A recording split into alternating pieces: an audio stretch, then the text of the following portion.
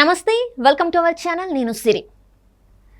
జగన్మోహన్ రెడ్డి గారు ఒక సంచలన నిర్ణయం తీసుకున్నారని తెలుస్తుంది. అంటే వాలంటీర్గా పనిచేస్తున్న వాళ్ళ పరిస్థితి అంటే ఈ ఫిబ్రవరి నుంచి వాళ్ళకి పని లేదని చెప్తున్నారు. అయితే ఆ పని కాకుండా వాళ్ళకి ఇంకో పని అప్పచెప్పబోతున్నారని తెలుస్తుంది.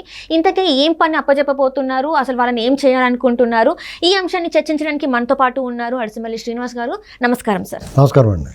సార్, ఇప్పుడు చూస్తున్నట్టయితే ఏపీలో వాలంటీర్లు మనకు అది తెలుసు, వాళ్ళు అక్కడ పనిచేయడం అండ్ వాళ్ళకి నెలకి ఒక 5,000 జీతంగా ఇస్తున్నట్టు కూడా మనకు తెలుసు. అయితే ఇప్పుడు ఫిబ్రవరి నుంచి వాళ్ళకి 2 నెలల పాటు వీళ్ళకి వాలంటీర్ వ్యవస్థకి దూరంగా ఉంచుతున్నామని చెప్పేసి వాళ్ళకి వార్తలు వస్తున్నాయి.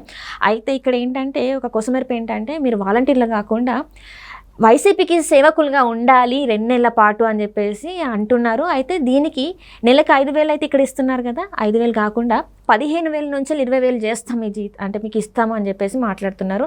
అయితే దీన్ని మనం ఎలా చూడాలి, అసలు ఇది వాస్తవమే అంటారా? ఇప్పుడు వాస్తవం కాదు కానీ ఆ వార్తలు వచ్చినాయి, దీని మీద చర్చలు కూడా జరుగుతున్నాయి. అలా చేస్తే కనుక ఆ ప్రతిపక్షాల నెత్తిమే పాలు పోసినట్టే. ఎందుకంటే ఇప్పుడు వాలంటీర్లని ఎలక్షన్ కమిషన్ ఎన్నికల విధుల్లో పని చేయకూడదని చెప్పింది కాబట్టి వాళ్ళు పని లేదు. ఇంకా వాళ్ళు అలా పనికొస్తారేమో అని జగన్మోహన్ రెడ్డి గారు వాళ్ళని అలా లైన్లో పెట్టుకున్నాడు, వాళ్ళకి అవకాశం ఇచ్చాడు. ఇప్పుడు ఆ విధుల్లో వాళ్ళు లేరనుకోండి, వాళ్ళు కూడా సామాన్య పార్టీ కార్యకర్తలు అయిపోతారు. అప్పుడు వీళ్ళకి ఇలా కార్యకర్తలు ఉన్నట్టు అవతల పార్టీ కూడా కార్యకర్తలు ఉంటారు కదా, అందులో అభ్యంతరం ఏముంటుందండి. ఇప్పుడు వైసీపీకి ఎలాగైతే వీళ్ళు ఉన్నారో వాలంటీర్ల కింద పెట్టారో, అలాగే టీడీపీ వాళ్ళు జనసేన వాళ్ళు కూడా వాళ్ళ వార్డులో కార్యకర్తలు అందరూ పనిచేస్తారు ఏదో పదవుల్లో. అంతే కదా సార్, వాళ్ళు కూడా 50 మందికి ఒకళ్ళు ఇద్దరు వాళ్ళు పెట్టుకున్నారు. ఈయన ఒకడే పెద్ద తోపు తురుము కింద పెట్టేసుకున్నాడని కాదండి, ప్రభుత్వ సొమ్ము ఇచ్చామని అందరూ అడిగారు తప్ప నువ్వు ఇంటికి పట్టుకెళ్ళి ఇవ్వాల్సిన పని ఏంటి, మిగతా వాళ్ళు పని లేకుండానే వీళ్ళు అనవసరంగా పోషించావు, నువ్వు వేస్ట్ ఇది అంతానే, కావాలంటే నీ కార్యకర్తల కింద వండించుకోమని చెప్పన్నారు అంతా. ఇప్పుడు అదే పని చేస్తున్నాడు, వాళ్ళ బదులు వీళ్ళు ఉంటారు కార్యకర్తలు. ఇప్పుడు వాళ్ళకి స్వేచ్ఛగా ఆ డబ్బులన్నీ తీసేసుకుని వాళ్ళకి ఇష్టమైన వాళ్ళకి పని చేసుకుంటారు. పైగా రేపొద్దున్న ఆ వచ్చి పార్టీకి బరువు ఉండదు, ఇంకా ఈ కార్యకర్తలను కంటిన్యూ చేయాల్సిన అవసరం లేదు, ఆల్రెడీ అతను తీసాడు కాబట్టి. లేదంటే ఆ వచ్చి పార్టీ ఏం చెప్పాలి, ఓరు బాబు మేము వండించుకుంటాం, నాకు ఇంకా జీతం పెంచుతాం అని చెప్పాలి. ఇప్పుడు ఆ చెప్పగలేదు, ఆల్రెడీ ఆయన తీసాడు కదా, కొత్తగా పెట్టరాడు. అంటే ఇక్కడ చూస్తున్నా అది ఆ వాలంటీర్లకు బాధ వస్తుంది, ఉండాలనుకున్న వాళ్ళకి, దీన్ని కంటిన్యూ చేయాలనుకున్న వాళ్ళకి. అంటే చిన్న చిన్న సెట్టింగులు, ఆ లంచాలకే ఆ పని చేసి పెట్టి డబ్బులు తీసుకుంటూ అలాంటి పని వాళ్ళు ఉంటారు కదా. అలాగే కొన్ని వ్యాపారాలు వార్తలు వచ్చిన ప్రకారం అమ్మాయిలని గట్ట లైన్లో పెట్టేసుకున్న వాళ్ళు ఉంటారు కదా, ఇలాంటి వాళ్ళు వాళ్ళందరికీ కొంచెం లేదా చిన్న చిన్న లంచాలు కమిషన్లు కొట్టేవాళ్ళు, ఆ పని చేస్తాం ఈ పని చేస్తాం చేసి పెడతామని చెప్పి డబ్బులు సంపాదించుకునే వాళ్ళు ఉంటారు కదా.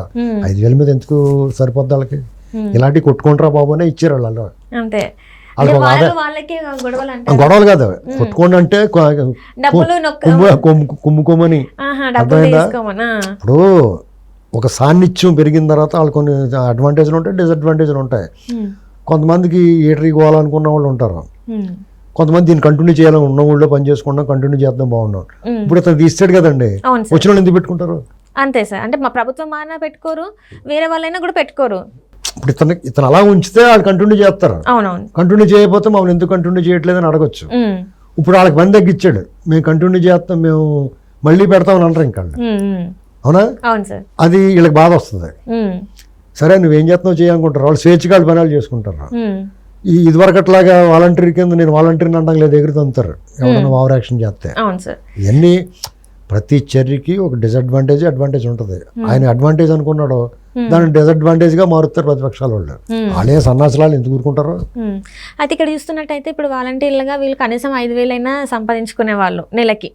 సో ఇప్పుడు నెక్స్ట్ ఇప్పుడు జగన్ చేసే ప్రతి పని కూడా ఆయనకి నెగిటివిటీని సంపాదించి పెడుతుంది అని అనుకునేలాగా అయిపోతుంది సార్. ఎందుకంటే ఇప్పుడు మళ్ళీ తీసేశారు కాబట్టి ఈ వాలంటీర్లు కూడా మళ్ళీ ఆయనకి అగనెస్ట్ గా మారిపోయే అవకాశం ఉంది కదా. కొంతమంది మారుతారండి, అందరూ మారకపోవచ్చు. మీకు ఏమవుతుంటే వాళ్ళందరూ ఆ కార్యకర్తలను పెట్టుకున్నారు కాబట్టి అందరూ మారకపోవచ్చు. జనాల అభిప్రాయం ఎలా మారిందో వాళ్ళ అభిప్రాయం కూడా మారద్దు, వాళ్ళ స్టాండర్డ్గా ఏముంటారు. అయితే ఒకటి మాత్రం, వాళ్ళందరూ 5,000కి పనిచేసిన వాళ్ళందరూ కూడా చాలా గొప్ప త్యాగధనులు, చాలా సేవా తత్పరత ఉన్నవాళ్ళు అని అనుకోవద్దు మీరు. 5,000కి ఏమవుతుందని చేస్తున్నాడు అక్కడ అనుమానం అవుతుంది అందరికీ. 5,000కి ఏమవుతుంది చెప్పండి. అంతే కదా సార్, అంటే ఇప్పుడు 15,000-20,000 వచ్చినా కూడా సరిపోవట్లేదు మనకి. నలుగురు ఫ్రెండ్స్ కలిపి ఒక హోటల్కి వెళ్తే, ఇప్పుడు మధ్యతరగతి పట్టణానికి వెళ్ళినా నగరానికి వెళ్ళినా ఒక రోజు తినేస్తే అయిపోతుంది అంతా. ఒకటి పార్టీ ఇచ్చేయడం అయిపోద్ది ఫినిష్ ఉమ్. కదా. అవును సార్.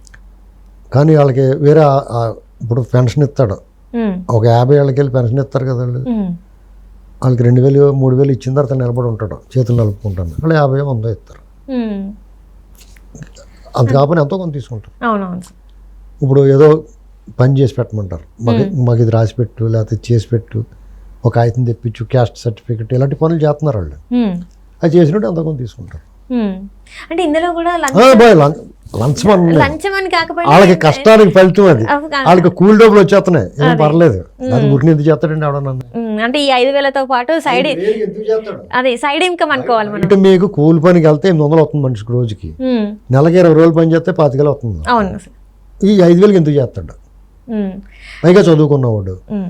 ఆ చదువుకున్నవాడు ఇప్పుడు టౌన్కి వచ్చాడు అనుకోండి, ఏదో పక్కన టౌనో లేకపోతే సిటీయో ఏదో ఉంటుంది కదా, ఉమ్. ఇది ఎక్కడ వద్దనుకుంటే నగరాలు ఉన్నాయి. ఉమ్. ఇప్పుడు హైదరాబాద్ ఉంది, బెంగళూరు ఉంది, మెడ్రాస్ ఉంది, ఈ భూతాల్లాగా ఎంతమంది వచ్చినా లాగేసుకుంటున్నాయి. ఉమ్. షాపింగ్ మాల్స్, సినిమా థియేటర్లు, ఐటీ ఫార్మ్స్, రకరకాల అసలు ఇది అదే హోటల్స్, ఇండస్ట్రీ, సర్వీస్ రకరకాలుగా వచ్చేసినాయి కదా. ఉమ్. ఉమ్. ఇప్పుడు ఫ్లవర్ బొకే షాప్ పెట్టుకుంటే రోజు 2,000 అట్టుపోతాడు ఇంటికి. అవును సార్. ఈ మధ్యన అలవాటు మీలో కంప్యూటర్ అనుకో, టపాల మంది తీసి ఇచ్చేస్తున్నాడు ఎవడకుండా, 500 200 అవునా కదా. అవును. అవును సార్. ఇవన్నీ ఇదివరకు ఇలా చూసి వాళ్ళు మేము ఏంట్రా ఇలాగ అమ్ముతున్నారని మాకు తెలియదు మా చిన్నప్పుడు. ఇప్పుడు ఎక్కడన్నా ఫ్లవర్ బొకే షాపు సిటీకి అని వెళ్ళినప్పుడు మా మధ్యతరగతి పట్టణంలో రాయమండ్రి, కాకినాడలో అక్కడ ఉండి కదా, ఉమ్. ఆ పూల కొట్లు కాడికి వెళ్ళి కట్టవయ్యా అని వాళ్ళు ఆ 2 ఆకులు కట్టేసి 4 పువ్వులు పెట్టేలాగా ఇచ్చివాడు, పెద్ద ఎంత బుట్టలాగానే. ఉమ్. ఇప్పుడు ఎంత బాగా రకరకాలన్నీ బెంగళూరు అక్కడికి వెళ్ళినప్పుడు చూసి నేను విచిత్రంగా నేటర్ లాగా ఉన్నాయని. ఉమ్. ఇప్పుడు అలా కాదు కదా, ఎక్కడ పడితే అక్కడ ఉన్నాయి. అసలు ఎక్కడైనా కూడా అంటే మీకు రకరకాలుగా ఈ మార్పు వచ్చేసింది. అవును సార్, చాలా వీళ్ళకి 5 ఏళ్ళతో ఏం సరిపోద్ది ఇలాంటి పరిస్థితులకి? ఉమ్. వాళ్ళకి ఇన్ని అవకాశాలు బయట ఉండగా ఎందుకు చేస్తున్నారు అంటే అక్కడే ఉంది, అడిగేదో ఇంకా ఉంది అక్కడ. ఉమ్. ఉమ్. ఉమ్. ఆ ఉన్న అదేంటనేటువంటిది ఆ ఊళ్ళలో ఉన్న వాళ్ళకి అందరికీ తెలుసు వాళ్ళకి ఏముందో, రైట్ సార్. ఏమవుతుందో. ఉమ్. ఇప్పుడు అది పోతే ఆడు ఊరుకుంటాడా? ఉమ్. అది తీసేస్తే, ఇప్పుడు మీకు తీసేస్తే తీయకుండా ఇస్తే పర్లేదు, ఉమ్. నువ్వు అలాగే ఉండు అని ఇస్తే పర్లేదు. ఉమ్. అలా ఇవ్వకుండా మా కార్యకర్త కింద పని చేయంటే ఎలక్షన్ అయిన తర్వాత ఇతను గెలుతాడో గెలవడో, అవునవును సార్. ఈ ఉన్నది తీసేసాడు, రేపు వచ్చిన వాళ్ళు పెట్టుకుంటారో పెట్టుకోరో, ఉమ్. పెడతారు కానీ కొత్త వాళ్ళు పెట్టుకుంటే, అవును, ఇందులో సగం మంది తీసేసి సగం మందిని కొత్త వాళ్ళు పెట్టుకుంటే, ఉమ్. లేదా ఆ లోకల్ ఎమ్మెల్యే ఎవరు మీకేం పర్లేదు మాకు పని చేయండి, మీకు మిమ్మల్ని పెట్టుకుంటా గవర్నమెంట్ మందే వస్తుంది అనడంకో ఇలా టైప్ పని చేస్తారు. అంతే.